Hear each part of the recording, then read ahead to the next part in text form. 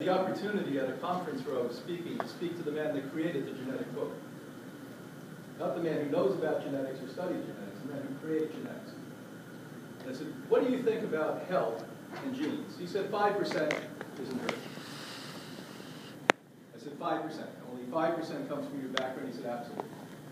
Everything else is current lifestyle. So my buddy, about a year and a half ago, Dr. Yu, who you'll see in this magazine, killed a fish. Any of you eating fish, shame on you. I wanted to kill you, I'd give you fish. See, if I don't like it, you're going to see I'm going to bring fish over here.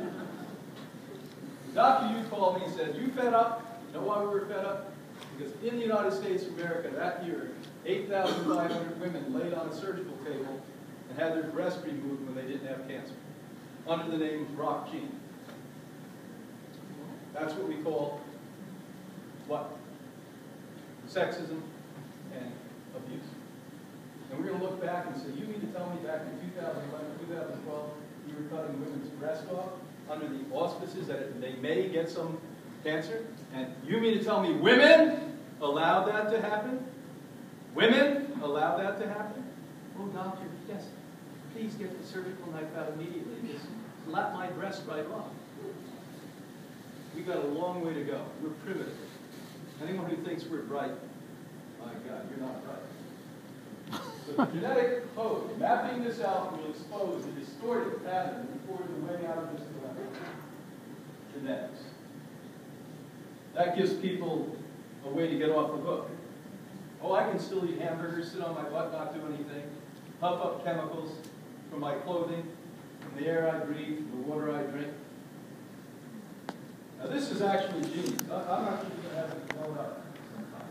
This is one of the revelations I had.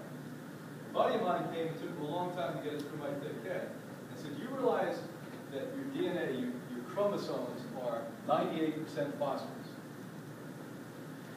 Write that down because we're going to come back to this.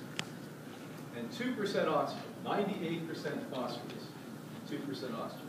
Wow, that's pretty intense with phosphorus.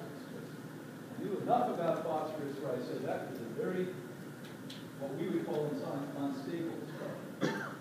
It's a very palatable, movable, and almost esoteric structure. All of this is born out of the ionic frequencies from the sun. Now, what I'm going to teach you in this next minute is all you'll ever have to know about nutrition. If you're sophisticated, you're going to get this. If not, your mind's going to keep rambling and you're going to ask a lot of silly questions. There's the sun. There's the plant. That's what you should eat. And the story. And the story. Now, let's go back and review what I said. Light comes from the sun. If the sun was not there, we'd be dark holes in space. We'd be the absence of matter. We'd be a vacuum cleaner, sucking energy from the universe around us. We'd be a sponge. Isn't that amazing? But because of the sun and these frequencies that are coming down and captured on the leaf of a plant, we literally have all other life forms, including you, that are able to survive, flourish, and even thrive, if we keep tapping into that. By eating the way we do, it's like having a plug in my hand, walking around and trying to plug it into the wood here and not figure out why the equipment's not working. How about if I move it down here to the socket? That's what finding this plant-based nutrition is. And is it not also important that we don't kill the frequency by cooking the food? Of course. You cook the food, all you're going to get is broken structure. Broken structure may give you some sugar, so it's like low-test fuel, but you're not going to get energy and frequency, which is really what you're after in food. Every single creature on the planet Earth, except humans and the animals we distorted and control, eat a 100% raw food diet. Challenging on anything I say. 100% of creatures on this earth. When I was a macroneurotic and I wrote one of Cauchy's books for him, called The Macrobiotic Way, we had all of this idea about yin and yang and balance and cooked food and spleen. Great philosophy, but not new biology. Not quantum human biology, not energetics, not frequency, not light. By the end of this lecture, you're going to see that you're light. Now, you may want to be light or not. If you're really insecure, you're not going to want to be light at the time. Let's keep going. What happens after we go through the planet?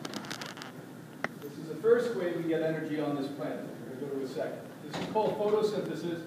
Very first big word you ever learned. You were probably in first or second grade. It took me 3 years to get that in my head. That turns to protein. Where are most of the proteins coming from? Are all of the proteins coming from this earth? The leaf of the plant. Take a breath.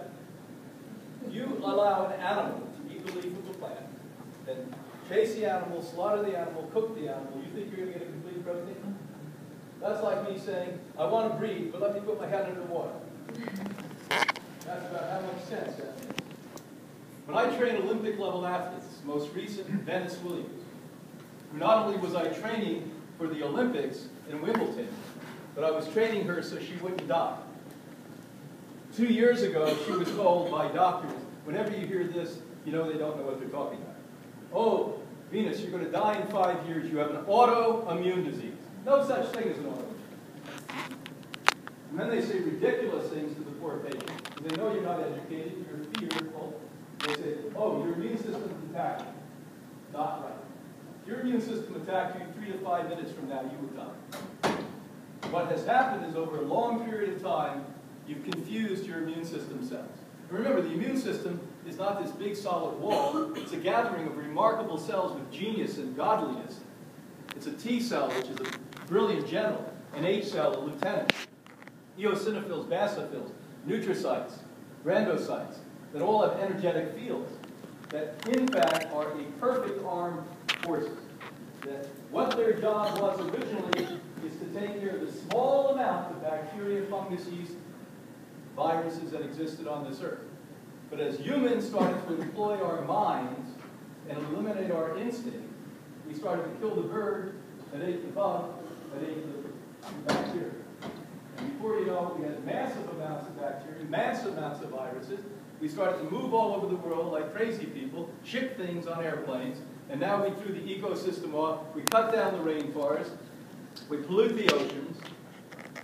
And now we have massive amounts that this poor immune system that was meant to do a moderate job, it's doing an extremely hard job at this point. So you've confused your immune system. You don't sleep enough. You take the worst drug in the world called alcohol. Oh, you have organic wine. It's not really alcohol. I believe organic potato. You're going to kill yourself just by wine. It costs less. Money for your kids. You're going to knock yourself. It's not time in 2012 to be moderate. There's no time to be moderate anymore. You're in an extreme situation. I'm sitting every day with parents with 10-year-old kids in my room with stage 4 brain cancers. Your government, the CDC, which holds back information, told us less than a month ago that the #1 killer of children now, below 5, is cancer. You want me to repeat this to you? Your government told us 3 years ago that for the first time in known history, that children born today will die 5 years sooner than their parents. When we called the Disease Control Center and asked for the statistics, I ran up to my accounting department and I said, let's figure this out. By the year 2025, children born then will die 12 to 14 years sooner than their parents. That is how rapid and rampant we are going down, and it's fast and wicked, and nobody's doing anything. We're looking the other way. That's what we're doing. A month and a half ago, we had a young 45-year-old pharmacist from New York.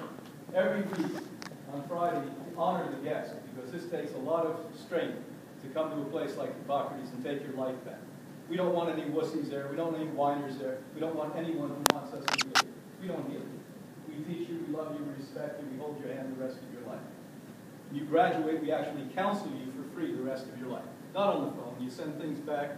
We work with doctors like these two brilliant men back here. They do the blood tests, the scans, whatever is necessary, and we hold your hand. And this young man stood up with tears in his eyes, and he said, you realize I have the most successful pharmacy in Manhattan. He said, I personally filled thousands of prescriptions for chemotherapy.